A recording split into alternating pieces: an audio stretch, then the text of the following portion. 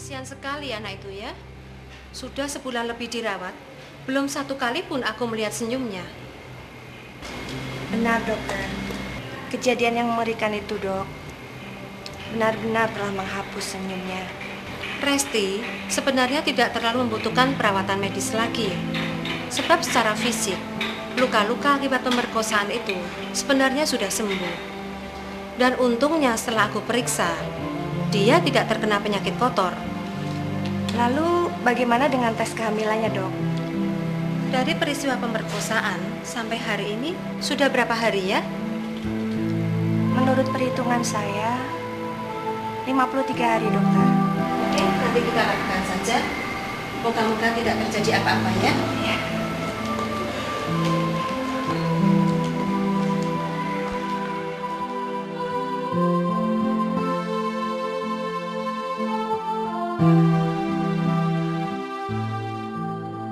Kami yang di surga, dikuduskanlah namamu, datanglah kerajaanmu, jadilah kehendakmu di bumi seperti di surga.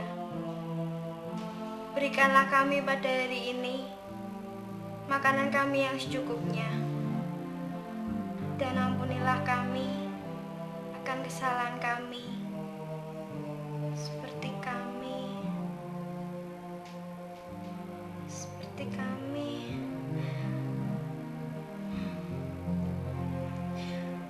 seperti kami, seperti kami, seperti kami, dan ampunilah kami akan kesalahan kami. Ampunilah kami, seperti kami. Ampuni orang-orang yang bersalah pada kami. Ya, seperti kami mengampuni orang-orang yang bersalah pada kami. Ya, ya Tuhan. Dan janganlah bawa kami ke dalam pencobaan, tapi jauhkanlah kami daripada yang jahat. Karena Engkaulah yang mempunyai kerajaan dan kuasa dan kemuliaan sampai selama-lamanya. Amin. Tante Resti, gimana kamu? Resti mau mengampuni mereka, Tante. Puji Tuhan, Tante senang mendengarnya. Hei, senyummu manis sekali hari ini. Tante lihat senyumku? Iya.